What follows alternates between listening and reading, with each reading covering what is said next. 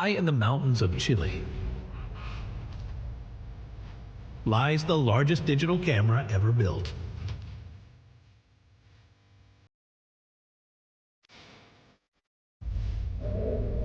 Named after the mother of dark matter.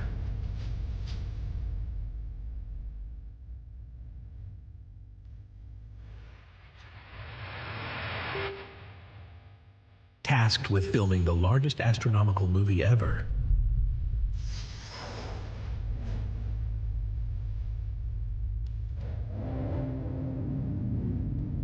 Observing across space and time.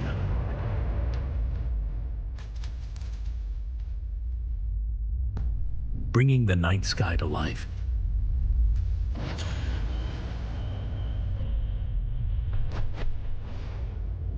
The universe awaits.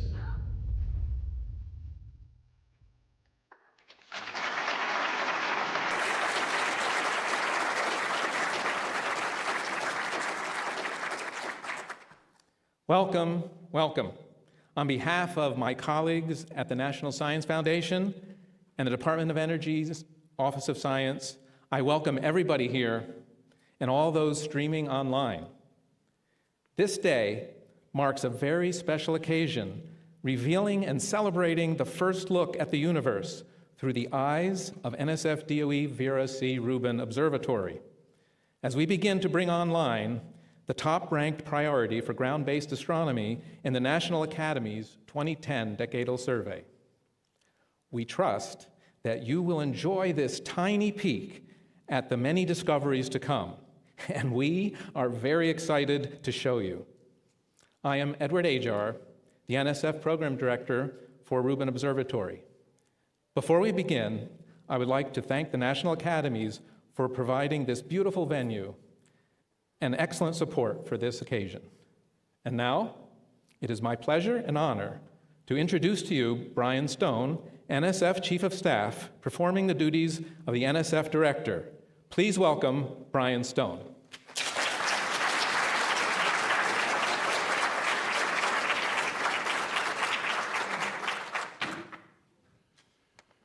Well, thank you, Ed, and thank you to all of you for being here today.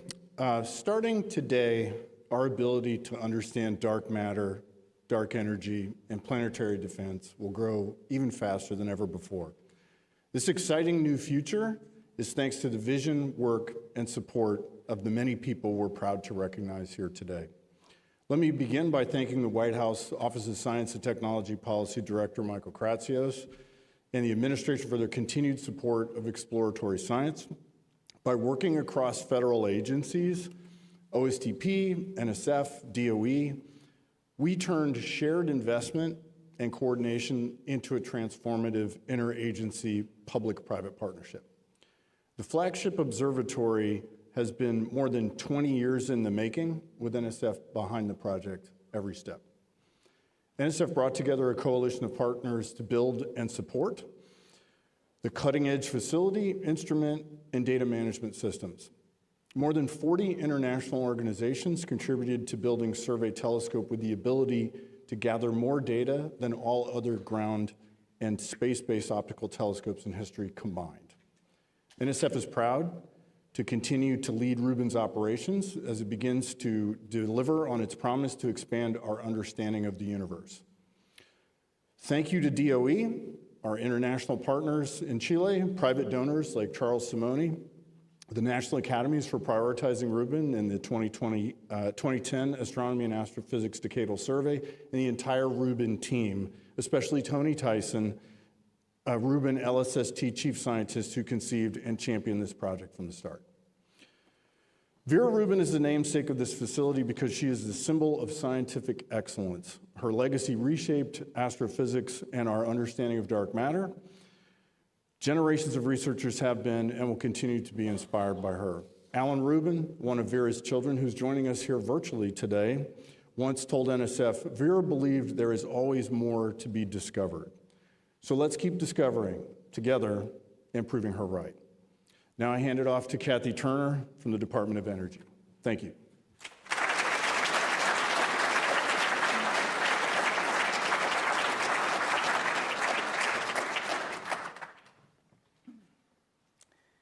everybody. We're incredibly thrilled to be here today for the unveiling of these new images from the groundbreaking NSF DOE Vera Rubin Observatory. Just a preview of the data to come. I'm Kathy Turner, Program Manager for Rubin Observatory from the Department of Energy Office of Science. Carrying out this project in partnership with NSF and the private and international partners has enabled us to bring all of our strengths to this amazing observatory. I am honored to work with all of them and look forward to our continued partnership. This observatory represents a giant leap in our ability to explore the cosmos and unwrap the mysteries of the universe. Of great interest also to the observatory's namesake, Dr. Rubin. Now I'd like to introduce Harriet Kung, our acting director of the Office of Science at Department of Energy. With decades of experience in scientific leadership, her vision and dedication have been instrumental in making this amazing observatory a reality. Please welcome Dr. Kung.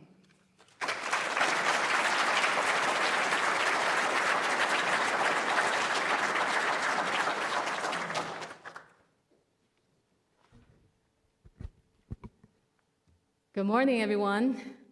Thank you, Kathy, for the wonderful introduction. On behalf of the U.S. Department of Energy, let me add my thanks to the long list of organizations that has made today's event possible. First of all, national academies. I would especially like to single out the Board on Physics and Astronomy and also the Space Studies Board for hosting us in this beautiful auditorium today. I also want to thank White House OSTP, the National Science Foundation, and also the Association of Universities for Research in Astronomy, as well as my colleagues in DOE's Office of Science, for putting together the wonderful program that we'll witness today. But let me first introduce a short video from the Secretary of Energy, Chris Wright, who is not able to join us today, but he took the time during his recent visit to SLAC National Accelerator Laboratory to film the video you'll be seeing shortly. So let's cue the video.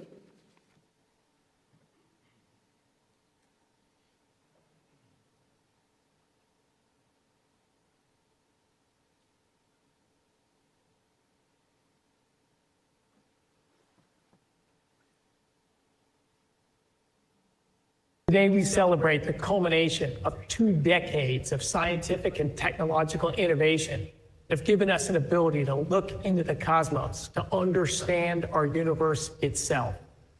This is the Vera Rubin telescope in Chile, and I want to congratulate all of those at the Department of Energy and the National Science Foundation, those working at SLAC out here in California, where I'm standing right now, and those on the ground in Chile, for this tremendous technological achievement that truly will bring an understanding of our universe simply not possible before. The movie has started, the camera is running, and we're going to see our cosmos unfold before us. Congrats to all. Thank you, Secretary Wright. Having this event today really feels like a homecoming.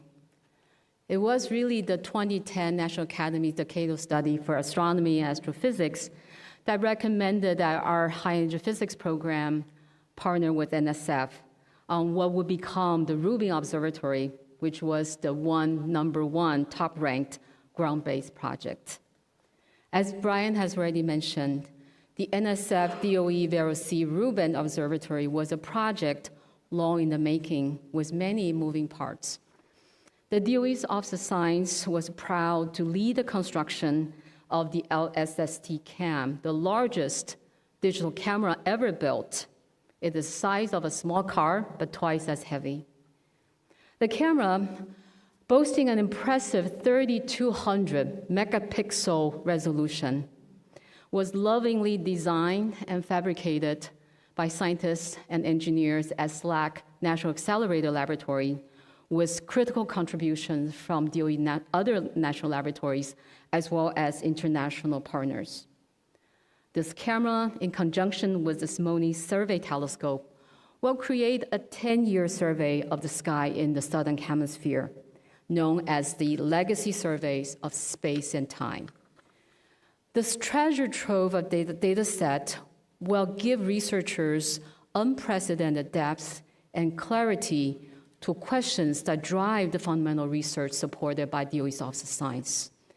And some of the questions include, how can we better understand the matter and energy that makes up 95% of our universe? And why is our universe ever expanding quickly, and how is that pattern change over time? And also, what role did dark matter play in how our universe evolved?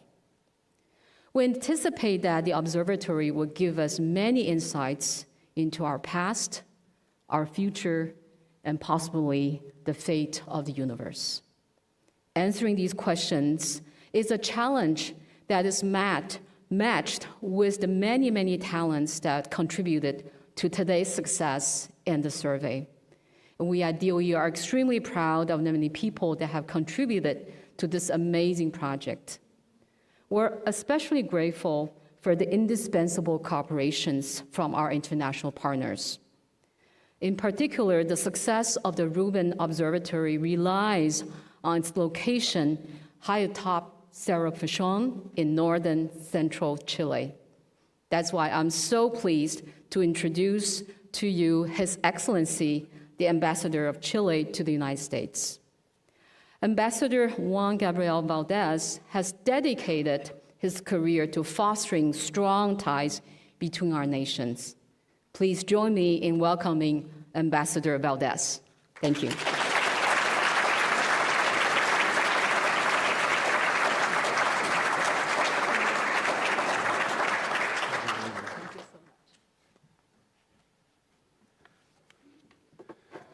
Good morning, everyone.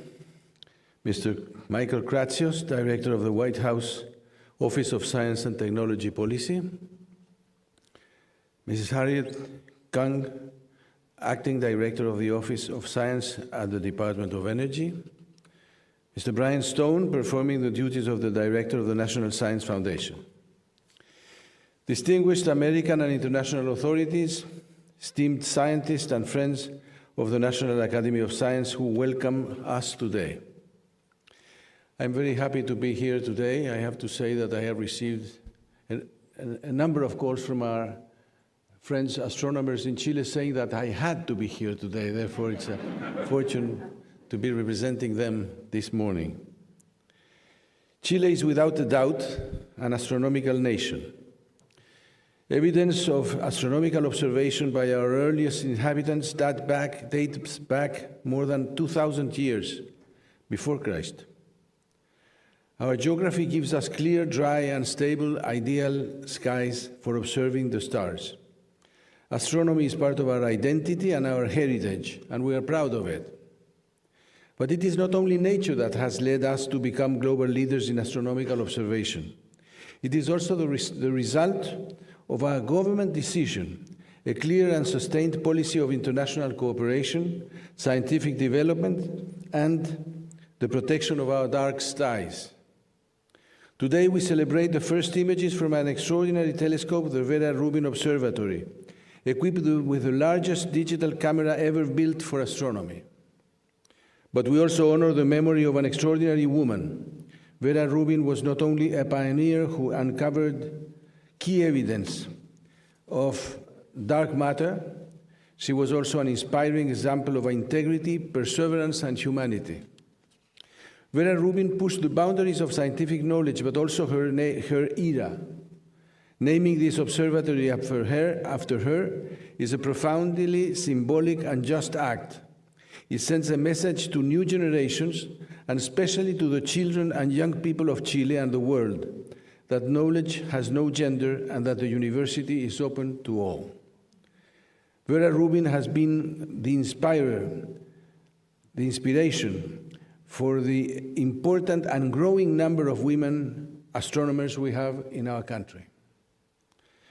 For Chile, the observatories represent our commitment to knowledge, to sustainable development, to international cooperation, and to the defense of dark skies. The Vera Rubin Observatory is part of a unique ecosystem. Today, more than 40% of the world astronomical observation takes place in Chilean soil, and by 2030, that number will exceed 55%. This also places a great responsibility on us to protect our skies, to support science, and ensure that the knowledge generated here benefits all of humanity. Finally, I would like to thank everyone who made this project possible and who placed their trust in Chile as a strategic partner, the institutions of the United States government, especially the Department of Energy and the National Science Foundation, the international consortium led by Aura, the universities, engineers, technicians, and local communities that participate in this process, and to all who dream of uncovering the mysteries of the universe. We are delighted that the United States is looking at the universe from Chile. Thank you very much. I now invite Dr. Harriet Kang, the Acting Director of the Office of Sciences at the Department of Energy, to address us. Thank you very much.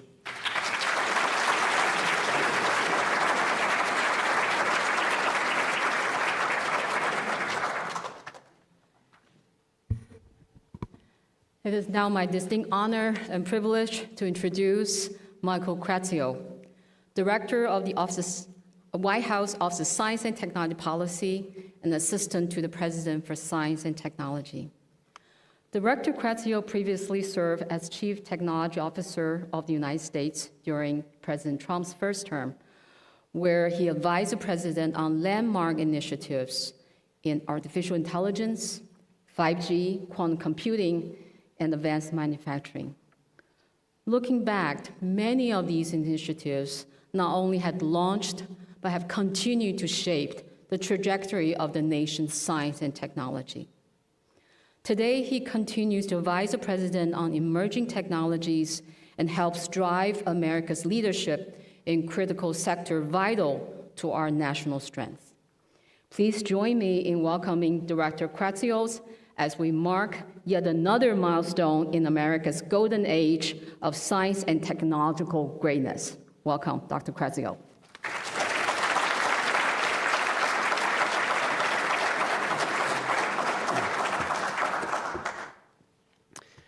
Good morning to everyone here and watching online. Thank you, Dr. Kang, for that introduction, and thank you all for joining us as we celebrate the completion of a monument to American leadership in fundamental science. The American people have always been animated by a spirit of exploration, and our national story is one of pioneers seeking new horizons and endless frontiers. It is fitting then that with the construction of the NSF DOE Vera Rubin Observatory, we will once again see further into space and deeper into time than ever before or anyone else. These first exquisite images made public today remind us of the full meaning of the words like awe and wonder and the limits of our language. They are sublime in their beauty, overwhelming in their scope, and profound in their promise of discoveries to come. Like the majestic Hagia Sophia, with its soaring golden dome and glowing mosaics, lifting the spirit towards the divine, the Rubin Observatory draws our eyes and our hearts upwards to the heavens. Long before Aristotle demonstrated that the earth was round, and even before Abraham looked up at the stars and saw the promise of God, humanity has peered into the skies in reverence, seeking to understand our place in the cosmos. We believe the work of this observatory will help us find long-sought answers and ask new and better questions. It will also provide the best map mankind has yet made of our region of the universe. From the Lewis and Clark expedition to the Voyager probe and the Hubble launch, America's greatest efforts into the unknown have been public goods supported by the far-sighted leaders in government. Some projects are just too big, too genuinely monumental for any other institution to take on. Only we, the people of the United States, can do it. In its primary mission, executing the legacy survey of space and time, the Rubin Observatory is a joint initiative of the National Science Foundation and the Department of Energy's Office of Science. It represents a whole-of-government effort, a magnificent partnership of the many components of the federal research ecosystem, demonstrating our shared work at its best. Let me extend my thanks to everyone whose efforts have brought us to this day, including Brian Stone, Harriet Kung, and Ambassador Valdez. We know that the best environment for truly groundbreaking basic research is collaborative and interdisciplinary.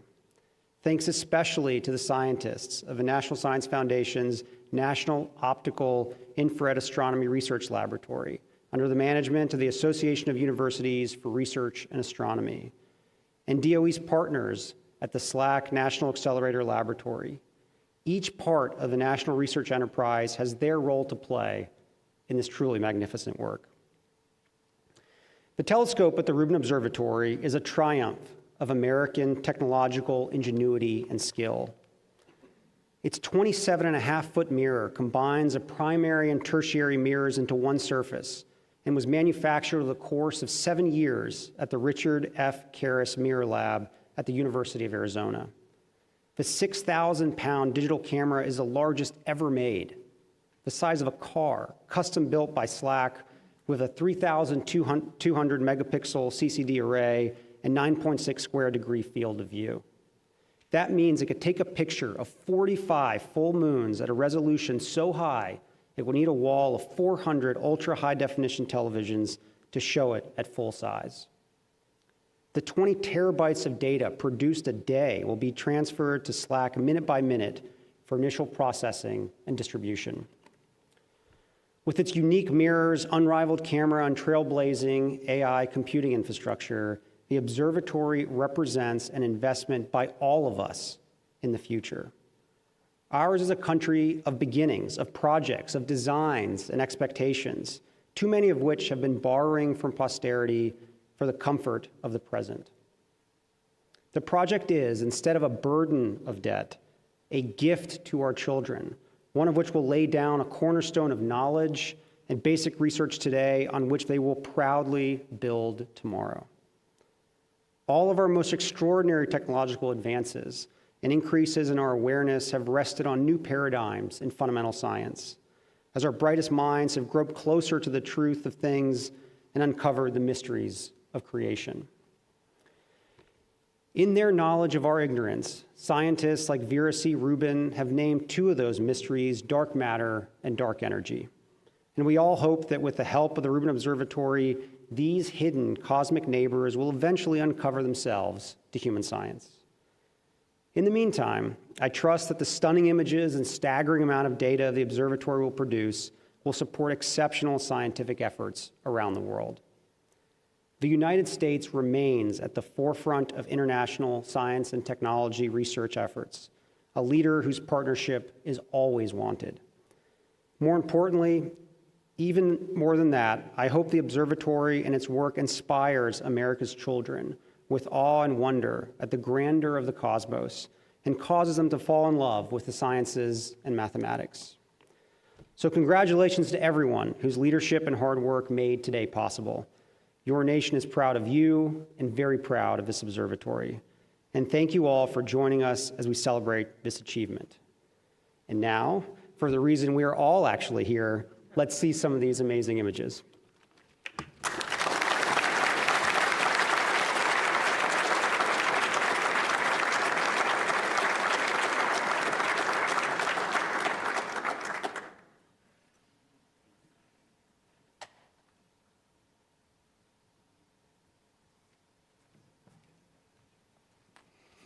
You can plan, but sometimes things don't go as planned. We were hoping that Director Kratsios would show you first image. This observatory is the greatest astronomical discovery machine ever built. And we finally started working with it. This is the first image that we are unveiling to the whole world today.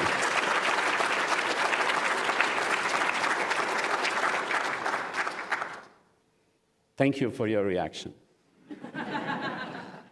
But now that we looked at this image, I have to reveal a fun fact. This image actually shows only a small portion of one Rubin image, just about 2%.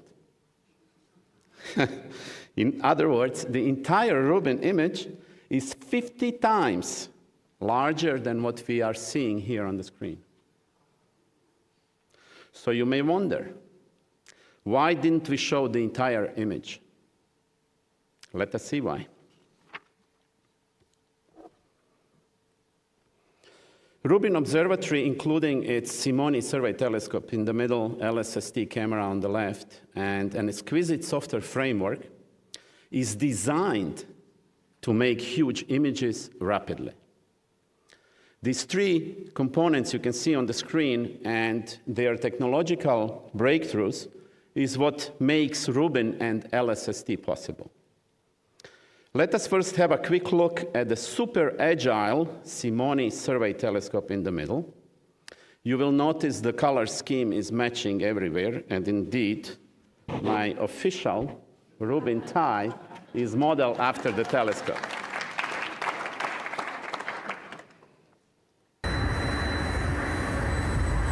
Here you can see Simoni survey telescope inside the observatory's dome. The point of this short video is to demonstrate the amazing ability and agility of this 300-ton telescope. No other large telescope in the world can move this fast. It moves around in seconds. Other large telescopes take minutes. Let us now look quickly at the LSST camera. This big, beautiful camera is already in the Guinness Book of Records as the largest astronomical camera ever made. It makes huge images. As we just heard, just one Rubin image covers sky area equal to 45 full moons with its 3,200 megapixels. But that many pixels makes it very hard to display such an image. This is more pixels than the human eyes, your eyes, my eyes, can see. And this is the main reason why we could not show you the entire image right away, but only this small image shown in the bottom right. You can see its relative size to the full field of view in this small rectangle at the bottom. As Director Grazios pointed out, we would need 400 high-definition televisions to properly display just one Rubin image so that your eyes could capture all the detail. That means covering a basketball court with 400 TVs to display just one image so that your eyes can see all the detail. But instead of looking at 400 TV screens or walking around a basketball court, our team has developed a powerful web display tool that we can use to move around our giant images. We can zoom in and zoom out. We can explore and admire details of any object you choose to look at. Next, we will look at a region of sky about twice as large as one Rubin image. It is centered on the giant elliptical galaxy called Messier 49. This region that we'll explore in a second is about 100 times as large as the first image we saw today. The follow video is 1 minute long, and we will first enjoy it without any comments. Then we will replay it, and I will comment. Enjoy.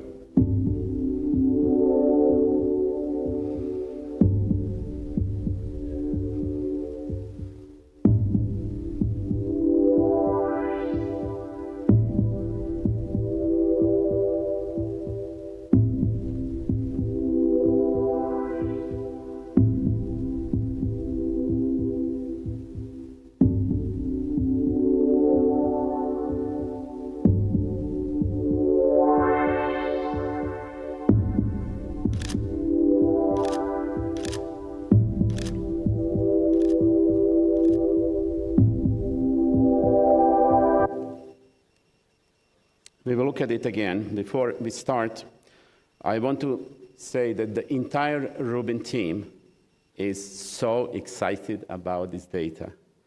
We have been talking about this data for over 2 decades. It's finally here.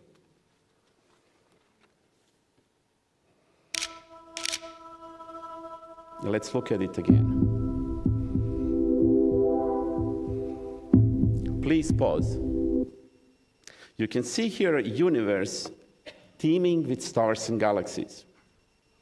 The seemingly empty black pockets of space between stars in the night sky, when you look at it with unaided eyes, are transformed here into these glittering tapestries. There is barely a pixel in this image that doesn't have some light coming out.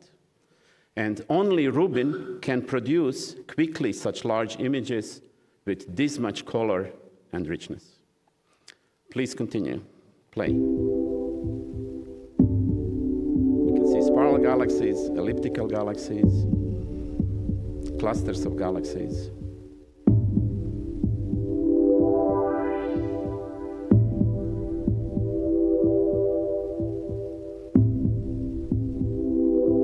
Please pause here. This is an amazing region. We need to stop here. I love it. Do you love it? Yes. Everybody loves it.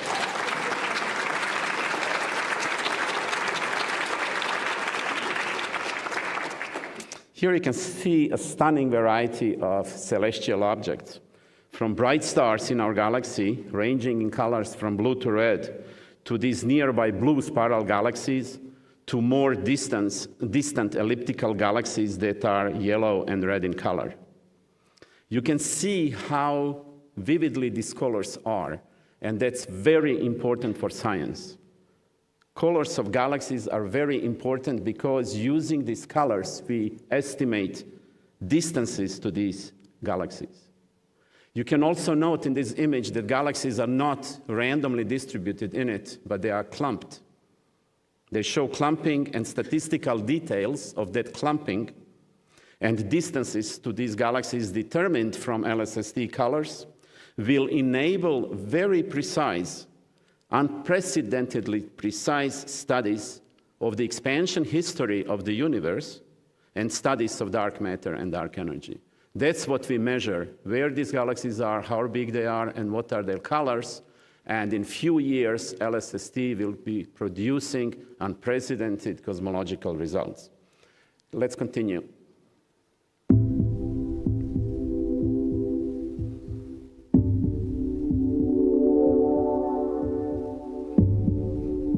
And now you can see the full extent of that image. It's about 2 LSST or Rubin fields of view. And this is how we scan the sky, 30 seconds per exposure. There were about 10 million galaxies, close to 10 million in that image.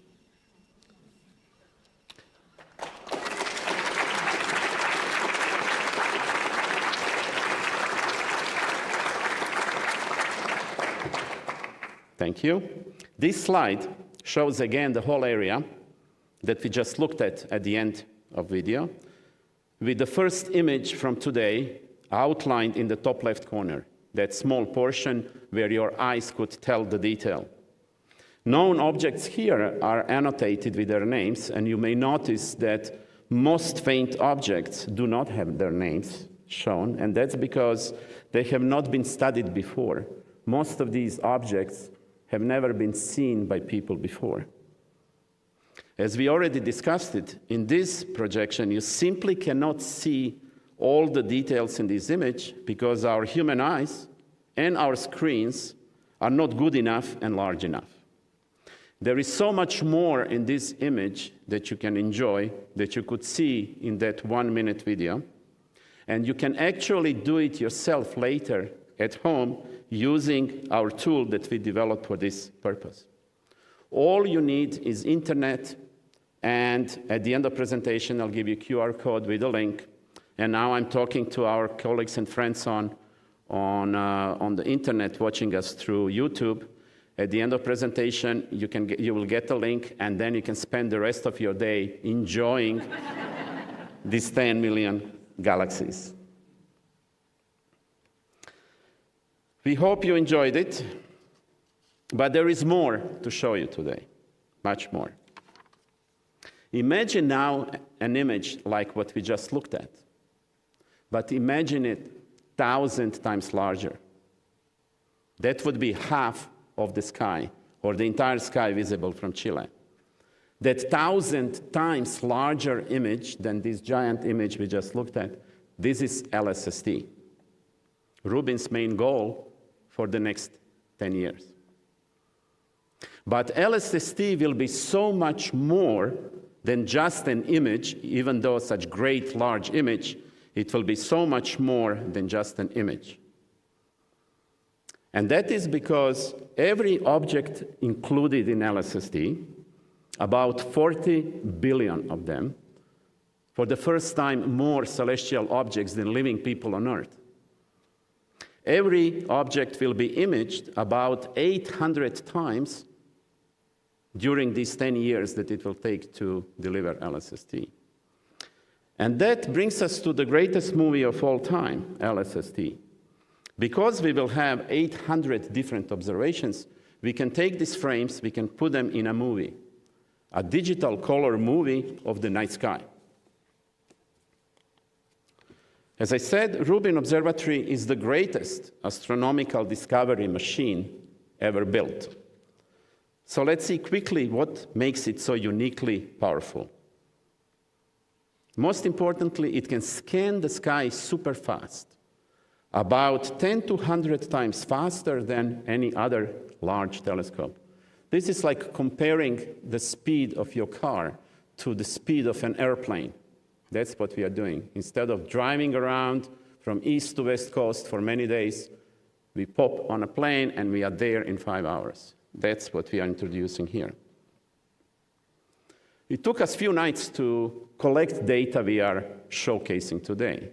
With existing facilities before Rubin, it would have taken at least a year and maybe more. And LSST would take 1,000 years, which is obviously impractical, not 10 years. This is why we had to build Rubin Observatory. And so let's talk now a little bit about movies. We have a couple of trailers to show you. So objects, we make movies of the night sky to see two things, objects that move and objects that change brightness.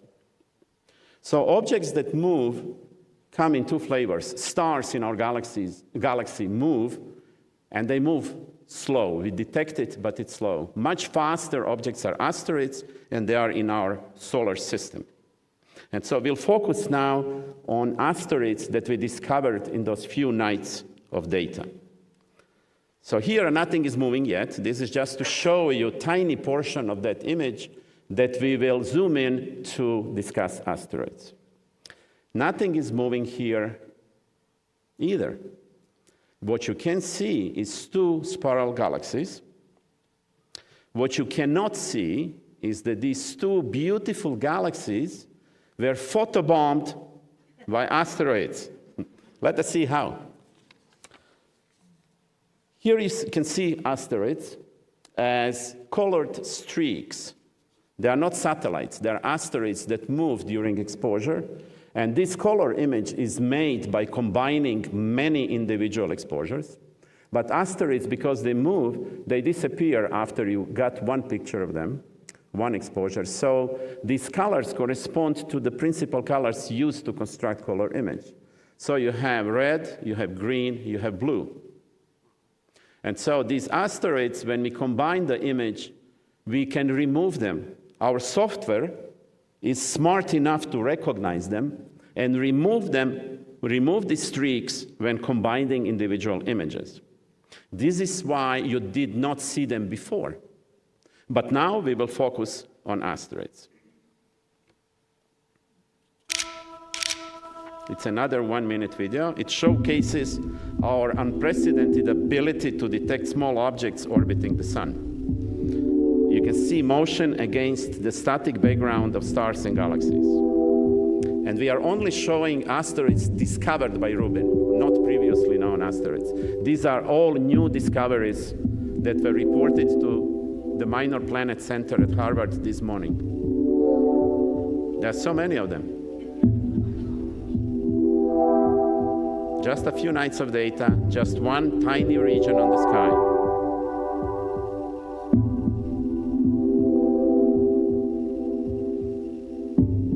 And now you will see their location in solar system. Let's pause here. So this blue donut, this is simulation of all the asteroids we expect there. And because we only spent few nights to get these data and we looked towards one small region on the sky, all of these new discoveries are found in this one narrow slice of this big donut. In 2 or 3 years, after we start LSST later this year, we will sweep around and discover all of these millions of asteroids. So we had 2,000 in these few nights of data. There are 7 near-Earth objects that have orbits that cross Earth's orbit. None of them is in such position to strike Earth, don't worry. We'll get tens of thousands more near-Earth objects. And we will discover about 5 million new asteroids during the next few years with LSST.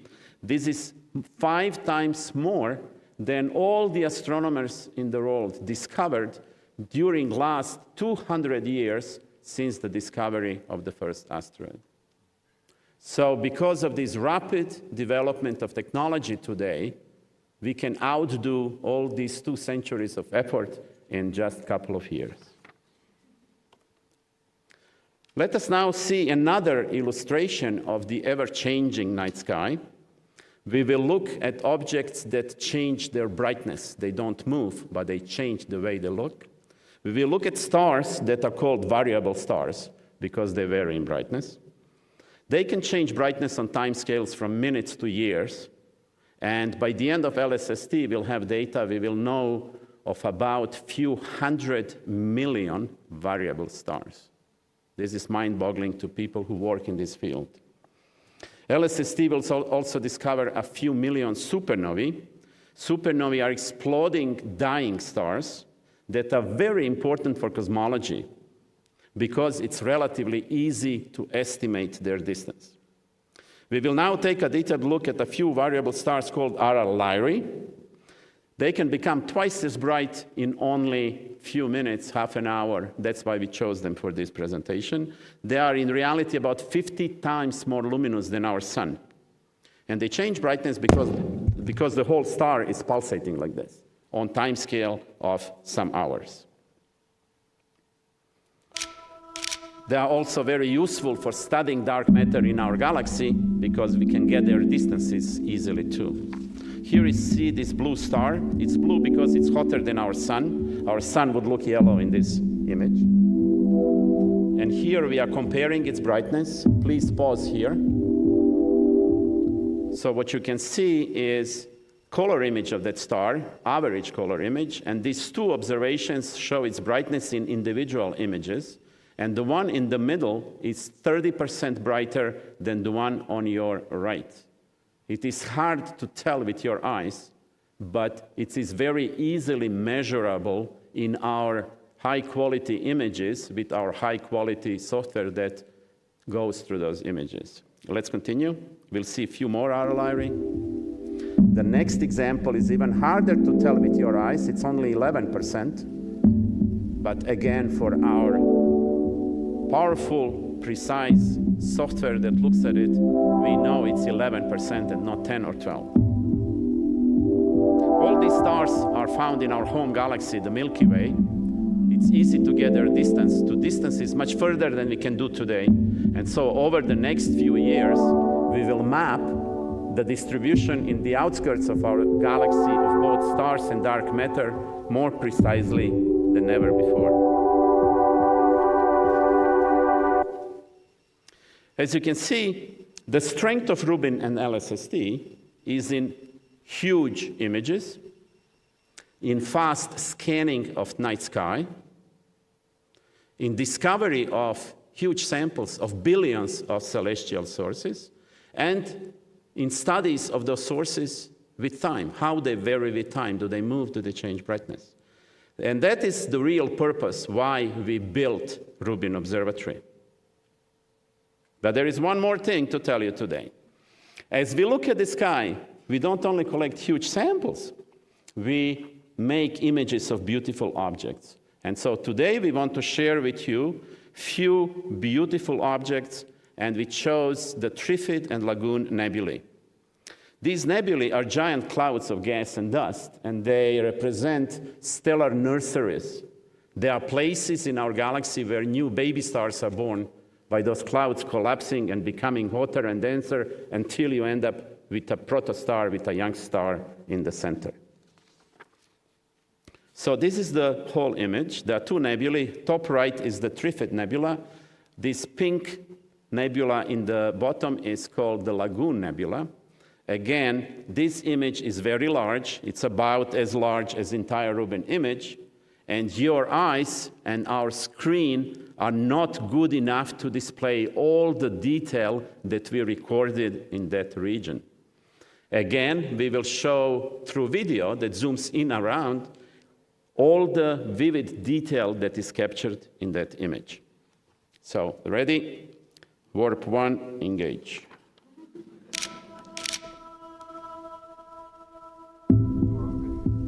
Wrong video. How did that happen? Peculiar.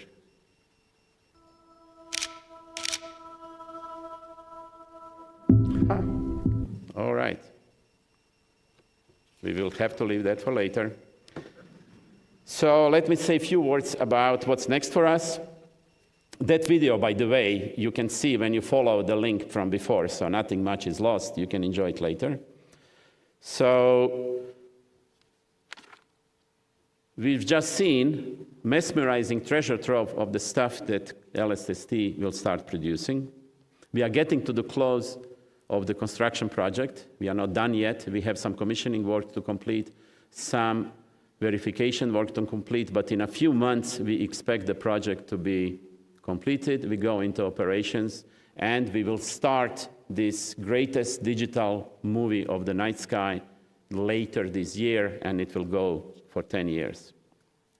We did not talk today much about science, but I do want to mention over 2,000 LSST scientists who are eagerly awaiting the start of LSST survey. We want to thank them today, thank them for helping us to arrive to this point with their support and expertise. They helped us first build the science case for LSST that led to LSST being ranked #1 in NAS Decadal Survey in 2010, and they also are helping us to build Rubin Observatory. They are organized in 8 topical science collaborations, and they greatly benefit from the supporting nonprofit organization called LSST Discovery Alliance. It's formerly known as LSST Corporation, and that is the organization that started this project. But I also want to emphasize it is not just the scientists who will enjoy LSST data. It is everyone with curious mind interested in what's up there. Every child in school, we will have tools and materials that our education and public outreach team produced that you can use to be citizen scientists, that you can see in videos in planetaria, that if you're a teacher in high schools, it maps on your science curriculum. All of these will be available from that link QR code in this slide. And so now I will finally finish this brief presentation.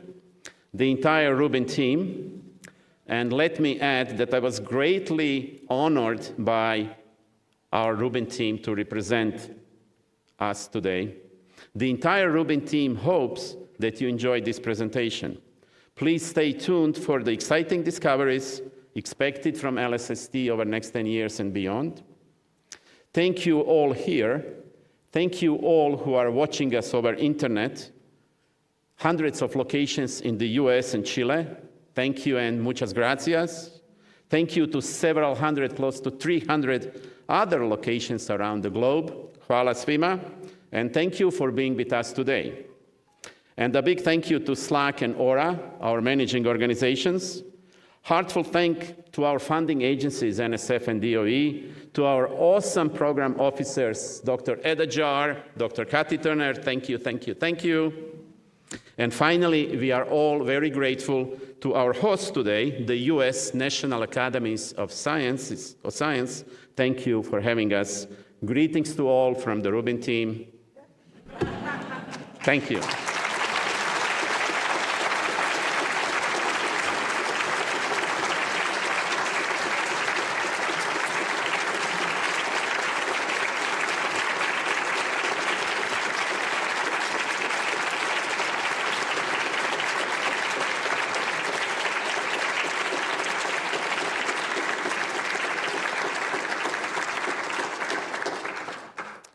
This is for the Rubin team. Thank you, Rub. Thank you.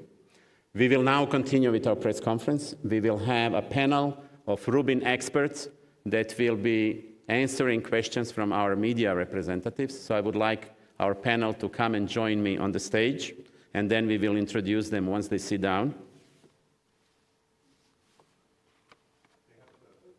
Okay, while you are getting on the stage, let's play this beautiful video. We start in the Trifid Nebula. We zoom out. You can see this. Now you can see the background composed of hundreds of thousands of stars. You can see beautiful colors that are due to light from stars bouncing off different types of gas, hydrogen, helium, and oxygen. You can see these dark spots. They are not holes in the sky. They are dark clouds that absorb light between stars behind them and us. They are in the middle. These are not holes in the sky. Here you can see a cluster of baby stars surrounded by this pink emission. These are all new stars that were born in the center. Again, more beautiful dust clouds. There are stars, just as many as outside the clouds, but that cloud blocks the light. And again, such a large image with so much detail, such vivid colors, to produce it in a reasonable amount of time, you really need Rubin Observatory. So if we could go to the last slide. Actually, I think I remember names of all of my colleagues. So let me start with Sandrine Thomas. Afternoon, good evening, everyone, wherever you are. My name is Sandrine Thomas. I'm the Rubin Deputy Director and Telescope Scientist. And for the last 10 years, I've been honored to work with a very talented multinational team focusing on delivering the sharpest image quality that was possible and enabling the telescope to scan the entire southern sky in only a few nights with this exquisite image quality. Thank you, Sandrine. Aaron Rudman. Hello, I'm Aaron Rudman. I'm a professor at the SLAC National Accelerator Lab at Stanford University, and I've been honored to lead the team at SLAC that built the world's largest camera. I'm particularly excited about the discoveries that the Rubin Observatory will make, and particularly eagerly awaiting the light that we will shed on the nature of dark energy and dark matter. Thank you. Victor Krabendam. Good morning. My name is Victor Krabendam. I am the project manager for Rubin Observatory. I joined the project 21 years ago, but it's been my honor for the last 13 to be leading the project. The team that we represent here today is an incredible one. We have persevered, we've innovated, and we have overcome challenges. And right now, we envision that the project was going to be everything that we dreamed it would be. I look forward to delivering this project on budget and handing it over to the operations team later this calendar year. On behalf of all of the scientists, the engineers, the administrators, and the technicians, I want to thank both agencies and some early donors for trusting us with over $800 million to make this ambitious project a reality. Željko mentioned Dr. Turner and Dr. Ajar. I just want to recognize the teams of people at both agencies that have supported and worked with us with this invaluable stewardship. The first look data that we have seen today is to be celebrated by everybody that has participated in some way in this project, and to all of the people that supported us for the last 2 decades. And we thank you all. Thank you, Victor. Stephen Ritz. Hi, everyone. My name is Steve Ritz. I'm a professor of physics at the University of California in Santa Cruz and a member of the Santa Cruz Institute for Particle Physics, SCIP. I am the project scientist for Rubin Observatory construction. And in addition, I've had the great privilege of leading the group that was responsible for producing all the images and image products you saw. And in addition, many of the other image products we didn't have time to show you that are also on rubinobservatory.org now. And I hope you'll check that out. Several members of that group are here, and I'm sure we'll be happy to speak with you, and many of them are online, and the work really represents, as Victor said, the work of thousands of people. Thank you very much. Look forward to talking with you. Federica Bianco. Hello, everybody. My name is Federica Bianco. I'm a professor of physics and astronomy and public policy and administration at the University of Delaware. I'm a resident faculty of our Data Science Institute, and I'm deputy project scientist for Rubin Observatory. And in that role, I lead a committee that is figuring out exactly how we're going to take this cosmic movie. Where are we going to point the telescope next? With which color we're going to observe to get the most science out of LSST. And we're doing that by soliciting, gathering, and assembling the input of thousands of scientists all around the world. And the thing that I'm most excited about is how LSST will bring the night sky to life, how it will help us observe and understand phenomena and objects that change on timescales from days to months to years. And I'm sure that in that treasure trove, we will find something that we haven't seen before. Thanks, Fed. And Claire Higgs.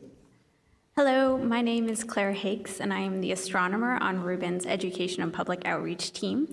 Our team works really hard to make ways for the public and everybody to enjoy and appreciate Rubin's data, and I'm absolutely thrilled to be here today to help show some of these images and our first products to you. And so today I'm excited to share what we've got here, as well as other ways we can enjoy through sound, our Skyviewer app to explore that image on your own, and also looking forward to citizen science in the future and so much more. Thank you, Claire. Mike, we can start now. All right, thank you, Zelko. So now we'll begin the media Q&A portion. Please raise your hand if you have a question. You can ask one question and one follow-up, and please state your name and media outlets before you ask your question. Thank you. Issam Ahmed with Agence France Presse. Just a basic question, if you could explain the colors that we're seeing and how they are devised. You mentioned it's based on the heat, and are the colors sort of what a human would see if they were in space, or what do they really mean? And the follow-up is about, obviously we talk a lot about dark matter, dark energy. Will Rubin help us understand that better, given that we're seeing things visually, we're not seeing dark matter? And sorry, I have the third. Why are you wearing green? What's the color choice? The green. Thank you. So there were 2 questions, one about the meaning of colors in our images. I think Fed can take this one, and then how exactly we will shed light on dark matter and dark energy. I think Aaron can go with this one. So let's start with Fed. Sure. So our images are in color. If you were to look into space, when you look through a telescope, when you look just up, you actually don't see stars and galaxies in color. Those color represents wavelength ranges, just like the colors that we see with our eyes, but they're different wavelength ranges than the ones that we see with our eyes, because the telescope sees a broader range of wavelengths so that we can study objects more comprehensively.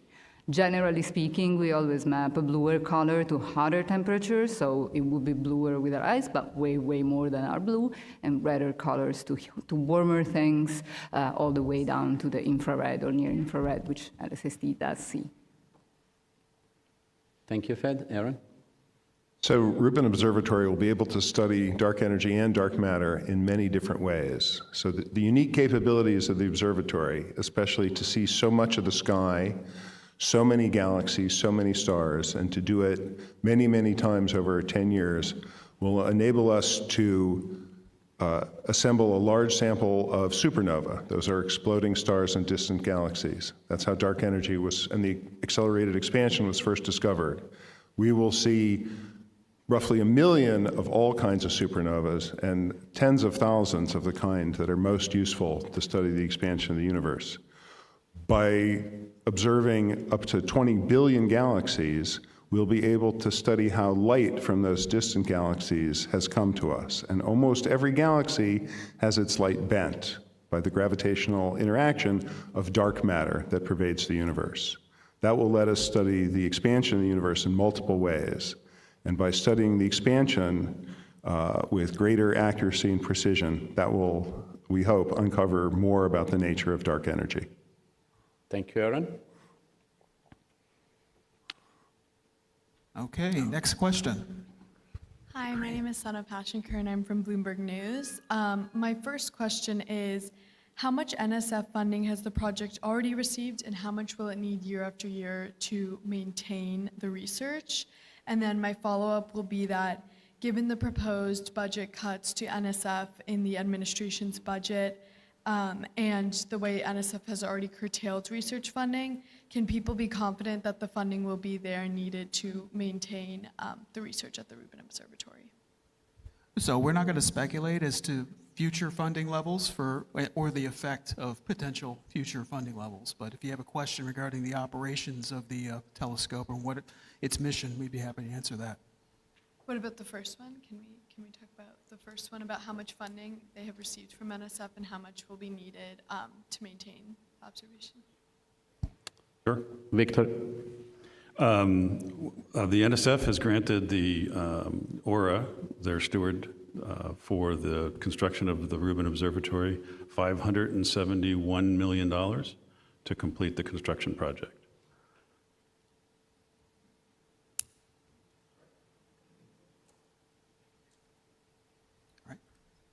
Hi, thanks for doing this. I'm Madison Alder with FedScoop. I have a question about just the massive trove of data this will create and how NSF and DOE have approached making that available to researchers quickly through the science platform and alert system. And then my follow-up would be what the timeline for those tools are going forward. Steve, do you want to take this one? I'll take the first part. Thanks for the question. So with all the data, I think you get a sense from Željko's presentation how much data we're talking about. As he said, about 10 to 20 terabytes of data every night. Very early on, people realized instead of sending the data and the software out to scientists, it's much better to bring the scientists to the data. And so there's something called the Rubin Science Platform people work very hard on, where you can actually just log in to the cloud and have access to all of the data, be able to do queries, analysis, and so on. And, you know, it just works. It's fantastic. Rather than having to distribute software, you just have it all there set up for you. So that is something that is, you know, I think we're very excited about. The timeline, we have a sequence of data previews from the commissioning data. In fact, the first preview using the ComCam data is about to hit the streets, and then that will be followed by a second data preview from commissioning, and then release of the data through a regular data release schedule that's known to the community. Can I just add, Željko? Please do. And also, so Steve has really outlined how science community can get access to the data, but there's also opportunities for the public, for anyone to participate in this discovery process through citizen science.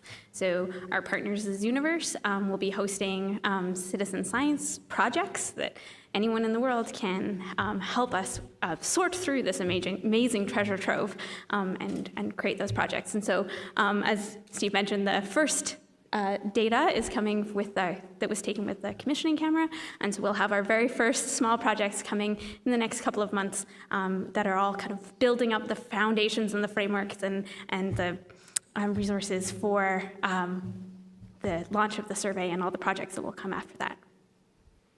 Fred, do you want to add a few words? Yes, let me add on top to that, we also, as you mentioned, we also have the alerts. You've seen how Rubin will build this cosmic movie. We have things we're looking for, we're trying to understand things that change over time. So that particular data product will come through in the form of alerts. So overnight, our data runs really fast from the mountaintop all the way to Slack, where it gets processed. And we look at what changed in the night sky compared to how we know that the sky looks normally. It looked before when we looked at it earlier.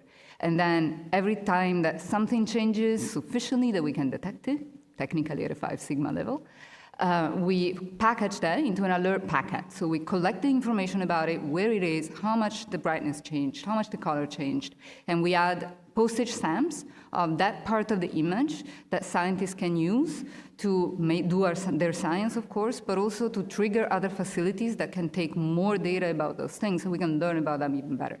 And those get distributed worldwide. That particular data product has no proprietary restriction because we need all of the scientists in the world to point their telescope to learn more about these things that we discover. Thanks, Fred. Mike, back to you.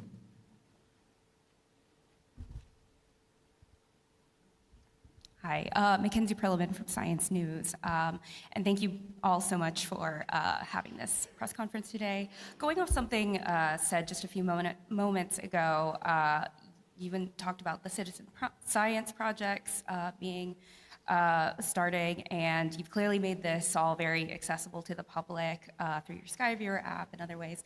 Can you talk about the importance of bringing the public along throughout this journey and over the next 10 years? Thank you. I'd love to talk about that. So this is an amazing data set, but it's also a very complex data set. And so one of the things that our team that has been part of the observatory since the beginning has been working toward is making many ways for people to engage with this data in whatever form you would like, whether it's just enjoying beautiful images or looking on social media, or we have an educational component, and so we're bringing Rubin data into the classrooms. And one of the things I'm really excited about is the fact that we're about to see a generation of students who can see Rubin data in their classrooms in high school, and then perhaps choose to study that in university, and then go on to maybe make the next amazing discovery that will be in that treasure trove of data that is produced through the survey. And so we have many options like that. One of the other things that's in there is we also have a way to explore the data through sound and sonification. And so that's also part of our Skyviewer app that is just as what you're seeing visually is mapping that color data into a visual landscape. We have a soundscape that also is the same representation of that data that you can explore. As a reminder, there will be more than one star and more than one galaxy for every living person on Earth. Thank you. Hi, Sam again from AFP. I have another follow-up on the asteroid detection capabilities. Earlier this year, we had 2024 YL4, a city killer asteroid, which briefly posed a risk to Earth. How will Vera Rubin Observatory help in these detections? Will we get more lead time? What do you expect to see out of the asteroid hunting and the planetary defense capabilities? Thank you. I can take that question. So solar system science is one of the 4 scientific pillars of Rubin. So we have developed software framework that can fully utilize our images to make unprecedented discoveries. We are not particularly designed for near-Earth objects, but because we look at everything, we will be extremely efficient at discovering near-Earth objects. And as soon as we have a plausible discovery, all our data will be on daily basis sent to the Minor Planet Center at Harvard, which is the world's clearinghouse for these observations. And sometimes even within less than 24 hours, everyone in the world will know that there is a potential object that could be hazardous, and they can get more data. In practice, typically, once you get more data, you rule out the level of the danger, but you need more data. Everyone in the world will be able to follow up on Rubin's initial discoveries. Very often, we'll get our own orbits, too. I'm Željko Ivezić. And you can spell it the way I pronounce it.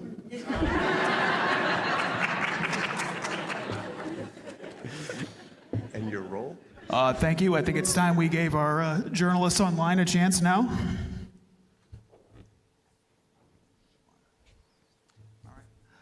So our next question is from James Deenan at New Scientist. What are the unique capabilities of the telescope that enable it to detect so many more asteroids than other instruments? Are these early detections of so many asteroids unexpected, or did we expect this volume of objects? How many Rubin detections will feed into existing planetary defense networks? They were not surprises. We have exquisite simulations that we used, for example, to predict we'll discover 5 million new asteroids. Can you repeat the first part of the question again? Just the first part. What are the unique capabilities of the telescope that enable it to? So that is interesting point. So when you ask for each of our 4 science pillars, which vary a lot, from asteroids in solar system to cosmology to dark energy and dark matter, when you ask what kind of system would you like to have, and we asked that question 20 years ago, you get very similar answers. And that's another power of Rubin Observatory that we didn't emphasize today, that we get one data set that will serve all these different science goals. We do not get specialized data for asteroids, specialized data for dark energy. It's one and the same data set because observatory is designed to be so powerful that we can get such a powerful data set called LSST, which will serve everyone. That's why we can get so many asteroids. The short answer is you need to scan the sky very fast with very large field of view repeatedly for a long time, and that's what we do for every science program. All right, thank you. Our next question is from Katarina Miller from the New York Times. She asks that given the length of time it took to bring this project to fruition, how does it feel that the observatory is complete? I will call on Sandrine. It's great. It's really an amazing achievement. It's the achievement of, again, I mentioned 10 years of work of a lot of people really carefully and methodically putting everything together, designing properly, using the best technology to align the telescope, to build the camera, and build the data pipeline behind it. It's really the results of a lot of very, very careful and hard work. So that's why it feels great. Thanks, Sandrine.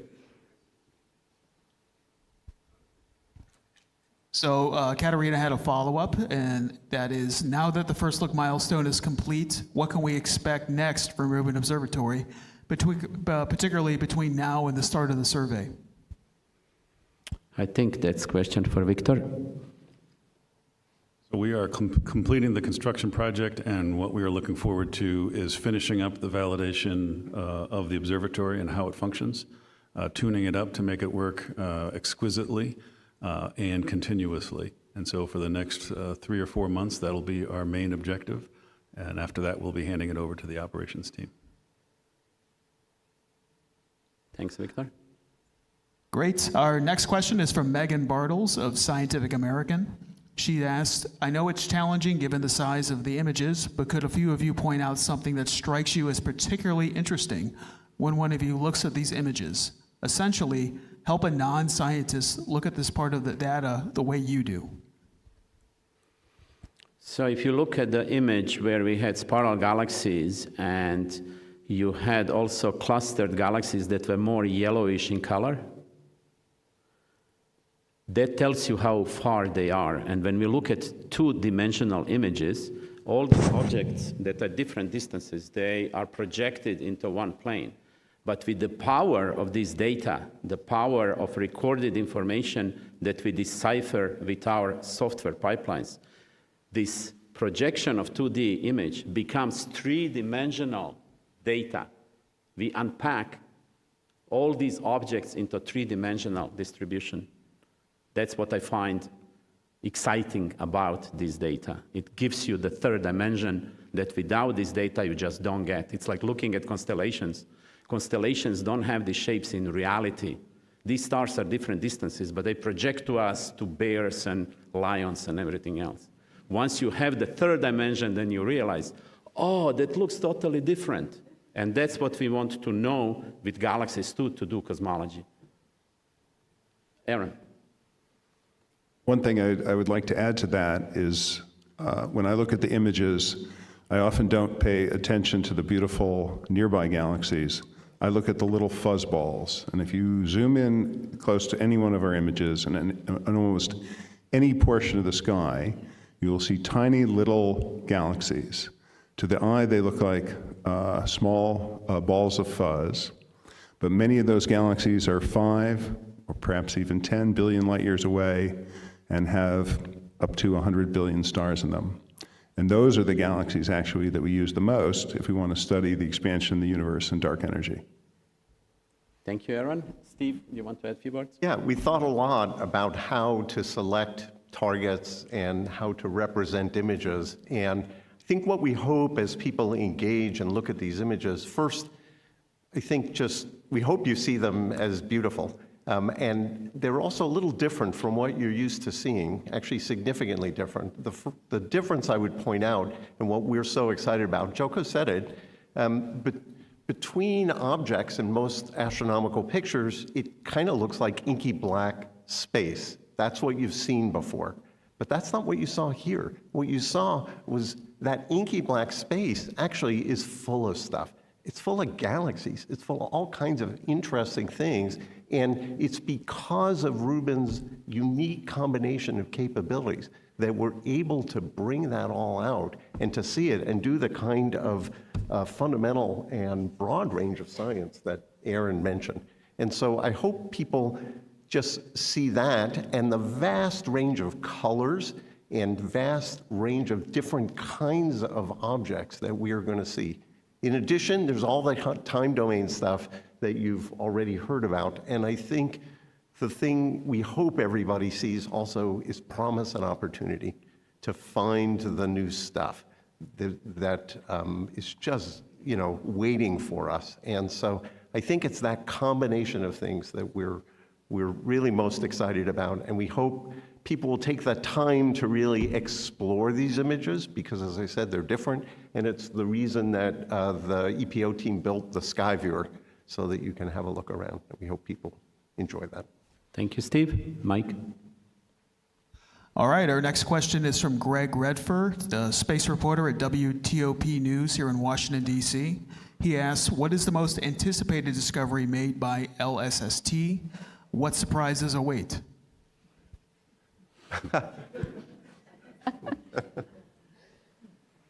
So there are so many of them, it's hard to pick one. We will be looking for unknown unknowns, but we also know that some of the discoveries will be made. I already mentioned earlier today 5 million asteroids, and not everything will be discovery. We are also doing precise measurements in cosmology, in dark matter, dark energy context. We'll be measuring things precisely. That's one of the goals. We will get some unexpected discoveries, like, for example, interstellar objects, that we are now in position to get 10 or 15 of them and get much better understanding than those 2 that are known, Oumuamua and Borisov. So we will learn a lot. Of course, every survey prior to Rubin and LSST, every big project that scanned the sky discovered many unexpected things. So by that argument, we think we'll discover a lot. But then different people are excited about different things. Maybe Fed can tell us in the time domain context, what are you excited about? Well, I'm going to double down on the unknown unknowns. And I love the question, because can you tell us what the surprise is? No, it's a surprise. That's a bit tautological. And it's really exciting that it is a surprise. And I want to emphasize how difficult it still is going to be to find those things that we have never seen before.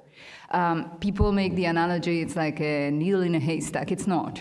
It's a needle in a haystack if you don't know what the shape of the needle is, if you don't know what the color of the needle is, if if you don't know whether the needle moves through the haystack, and if you don't know really what the haystack is composed of, because there's millions of things in the haystack, we don't know all of them to the same level of detail. So it's really an adventurous horizon. And yeah, I'm very glad that we cannot answer the question what surprises there are going to be, because they're really surprises. All right, great. Our next question is from Corey Powell from American Scientist. He asked, how will Rubin be able to expand our understanding of the far outer solar system, deeper into the Kuiper Belt and searching for interstellar objects, or even Planet 9? Yes, all of the above. If Planet 9 exists, it is still just theoretical conjecture. If it exists, Rubin is the best positioned observatory to discover it.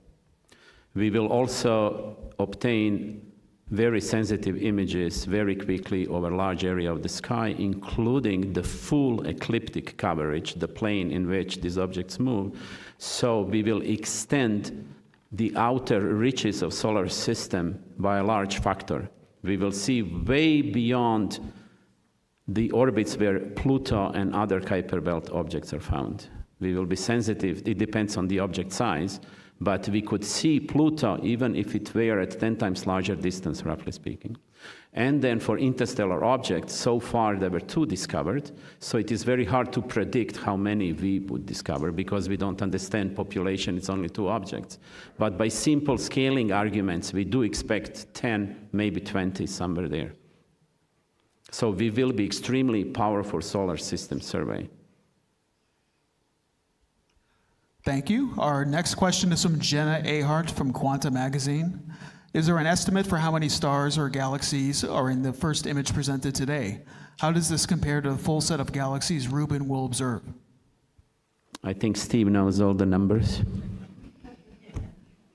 We're still counting, but it's, as Joko said, around 10 million objects. And as Joko also said, we're expecting about 20 billion galaxies and after the 10-year survey, and at 18 billion or so individual stars. That's a lot. When you view them 800 times, that means 32 trillion about, or 30 trillion observations. Very impressive. And so we're really just getting started. The image you saw of the Virgo field, kind of the impression you'll have for the whole sky after about half the survey, 5 years, just to give you a sense. It's very roughly. And we'll just be able to see objects dimmer and dimmer over time. That's one of the real advantages of continuing to do the survey, to look for new things, but also to measure more precisely Aaron's fuzzy things as well. Does that answer the question? I think so. Very good. Our next question is from Kobe Brown from Astro Kobe's YouTube channel. What are some short-lived or previously unseen phenomena that Rubin Observatory might uncover thanks to its rapid, high-cadence imaging? Do you want to take this one, Fed? Again, they're previously unseen and unknown, so no, I cannot answer this question. I can answer that we really do believe we will discover new things.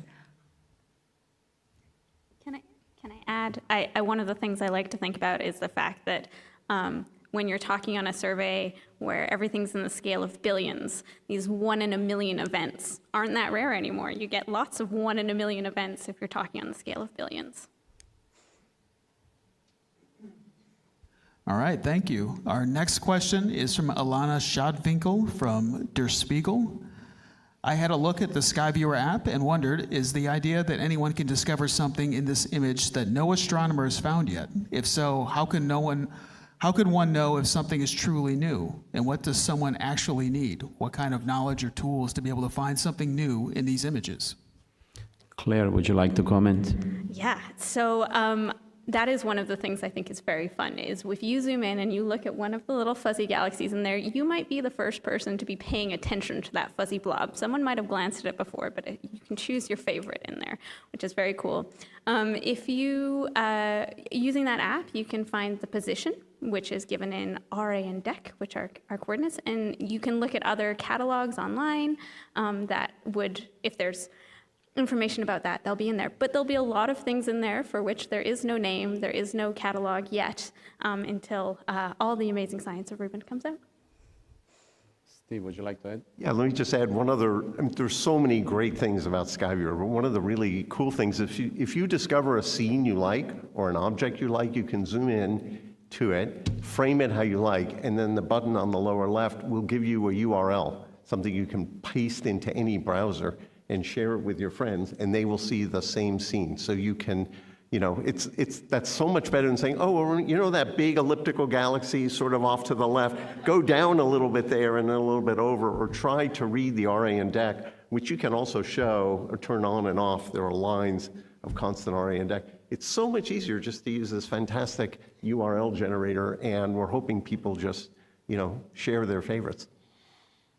Thank you, Steve. Mike? So I think that's all the time we have for questions today. This will be the last question.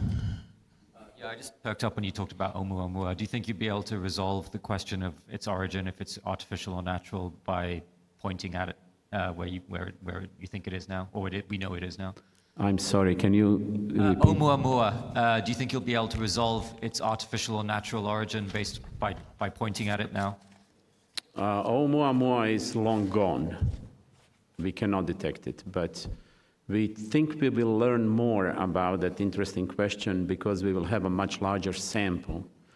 We will get between 10 and 20, maybe even more, and then by studying statistical properties of those objects, we can ask, is it more consistent with some natural population, or we can go to far-fetched theories too. If it comes back. Thank you again.